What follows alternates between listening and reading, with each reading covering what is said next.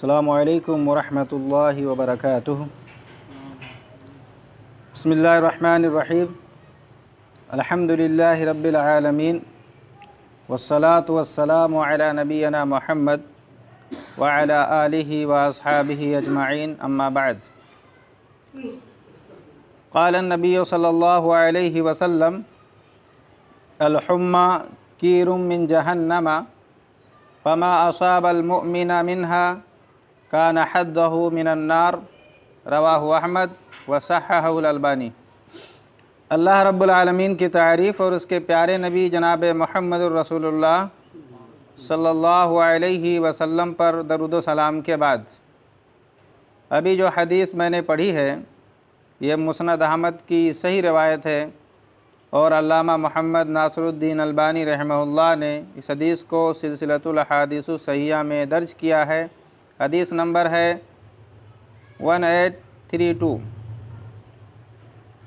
ابو امامہ رضی اللہ تعالیٰ عنہ بیان کرتے ہیں کہ نبی کریم صلی اللہ علیہ وسلم نے ارشاد فرمایا کہ بخار یہ جہنم کی دھوکنی ہے۔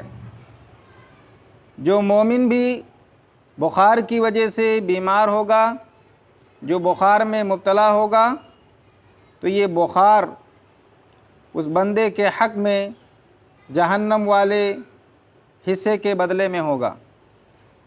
اور عثمان بن عفان رضی اللہ تعالیٰ عنہ کی روایت میں ہے، نبی کریم صلی اللہ علیہ وسلم نے فرمایا الحمى حد المؤمن من النار یوم القیامہ، یعنی مومن کے لیے بخار یہ قیامت کے دن اس کے حصے کی آگ کا بدل ہے۔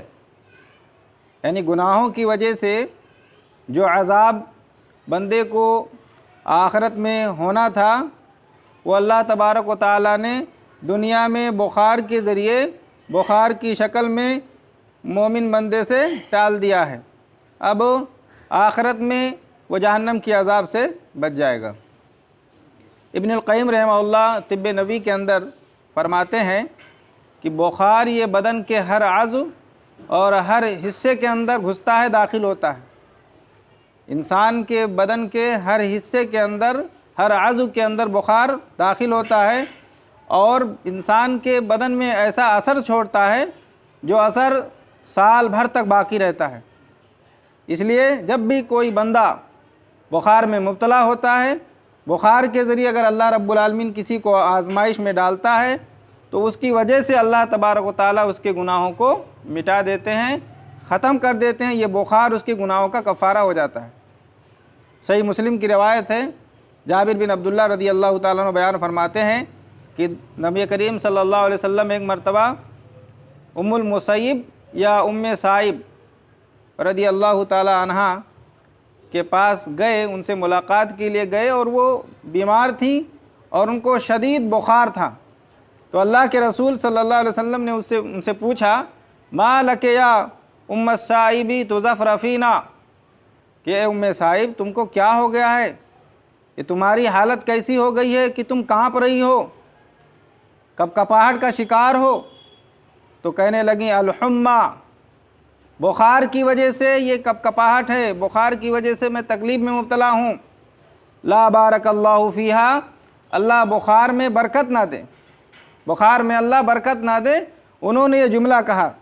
اللہ کے رسول صلی اللہ علیہ وسلم نے جب یہ جملہ سنا تو آپ کو سخت ناگوار گزرا، اور آپ میں غصہ ہوئے، اور آپ نے سختی سے منع کیا اور کہا لا تسب الحمى، بخار کو برا بھلا مت کہو، بخار کو گالی مت دو، فإنها تذهب خطايا بني آدم كما يذهب الكير خبث الحديد۔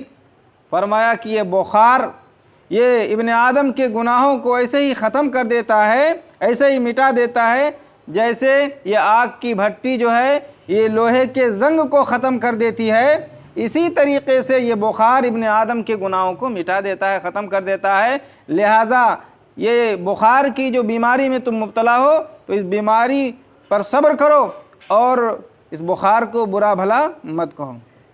غور کرنے کی بات ہے، یہاں پر دیکھیے انہوں نے کیا کہا، لا بارک اللہ فیہا، اللہ اس میں برکت نہ دے۔ دیکھیے کوئی گالی نہیں ہے یہ، لا بارک اللہ فیہا، اللہ اس میں برکت نہ دے، یہ کوئی بیہودہ کلمہ نہیں ہے، یہ کوئی گالی نہیں انہوں نے اپنی زبان سے بکا تھا، لیکن اللہ کے رسول صلی اللہ علیہ وسلم نے اس جملے کو گالی سے تعبیر کیا اور سختی سے منع کیا اور کہا کہ بخار کو برا بھلا مت کہو۔ آج ہم اور آپ دیکھیں کہ ذرا سی کسی بیماری میں مبتلا ہوتے ہیں تو آج ہم اور آپ دیکھیے زبان سے کتنے ناشکری کے کلمات ادا کرتے ہیں، بے صبر پن کا شکار ہو جاتے ہیں اور برا بھلا کہتے ہیں، تقدیر پر کوستے ہیں، اللہ تبارک و تعالیٰ سے شکوے شکایتیں کرتے ہیں۔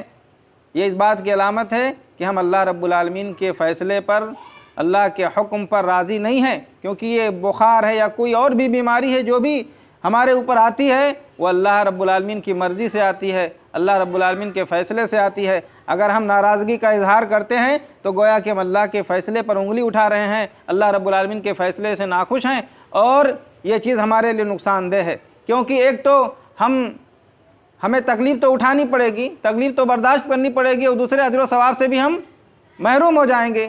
اس لیے جب بھی ہمیں کوئی بیماری آئے، بخار ہے اور کوئی بیماری میں ہم مبتلا ہوں، تو صبر کریں، اللہ سے اجر و ثواب کی امید رکھیں اور جزا فضا شکوے و شکایتیں نہ کریں۔ دعا ہے کہ اللہ رب العالمین ہمارے ایمان کو مضبوط بنائے، ہمارے اندر یقین کی پختگی پیدا فرمائے، اور بلاؤں پر، آزمائشوں پر، بیماریوں پر صبر کی توفیق عطا فرمائے، اور جائز وسائل کا استعمال کرتے ہوئے علاج کرانے اور بیماریوں پر صبر کی توفیق بخشے۔